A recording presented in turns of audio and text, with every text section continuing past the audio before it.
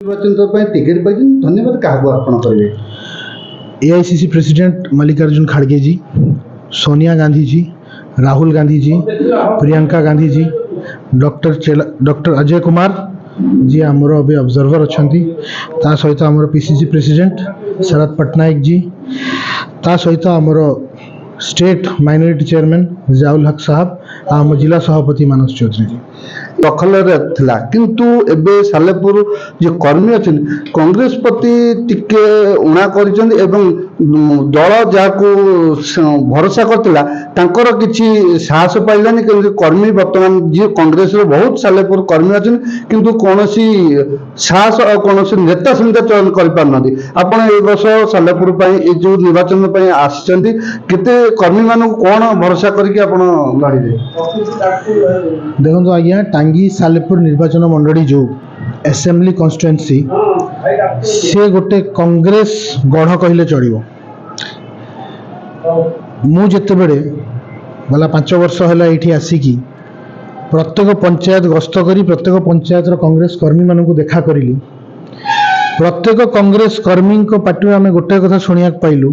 कि एटा हूँ कांग्रेस अंचल ये कांग्रेस ही सब प्रकार विकास करी आपण आगू चलतु आम आपण सहित चलू और कांग्रेस आउ थे करूँ लोकंर सेवा करूँ। माइनर कमिटी आपण आपण बापा भी माइनर कमिटी बहुत मस्जिद रे बहुत सेवा जोगाउछन आपण ए जो सालेपुर निर्वाचन रे माइनर कमिटी केते भोट आशा आशा अछंती पाइबे बोली? खाली माइनॉरिटी कमिटी कथा नुह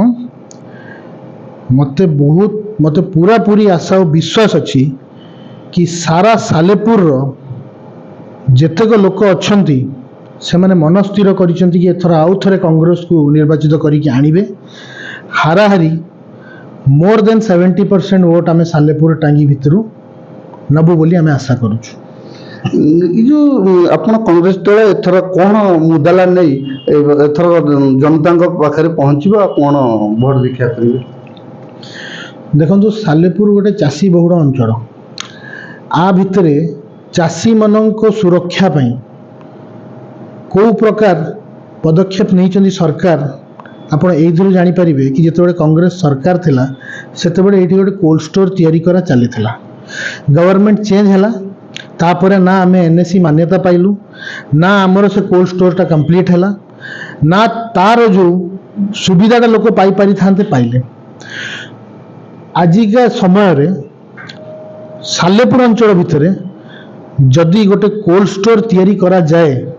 ताहले जेतेक गरीब चाषी ये अच्छी जो मैंने तांकर फसल को नष्ट हो जीवो बोली कम पैसा रे डरिकी बिकी दौरान से मैंने आउ किसी लाभवान हो पारे।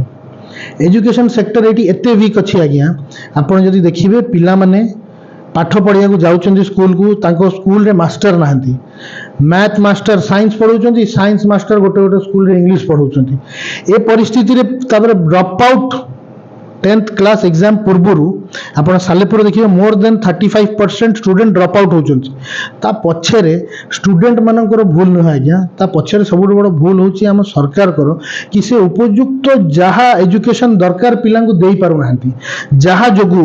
आम अंचलर जो गरीब चाषी गरीब भाई जो माने गवर्नमेंट स्कूल रे तांको छुआ को पाठ पढ़ाउछंती से एई आशा रे पढ़ाउछंती कि से आगु चढ़ी कोन काम कले तांको घर को डेवलप करिवे किंतु तांको जानी सुनी कि एमिति अवस्था रखा जाउची कि सेमान को एक तो 10th क्लास परीक्षा दबा को दिया जाउनी 35% पिला को आ जो पिला भी दउचंती तांको एई बढ़िया एजुकेशन दिया जाउची कि सेमाने केबे आगु को ग्रो करि परिबेनी।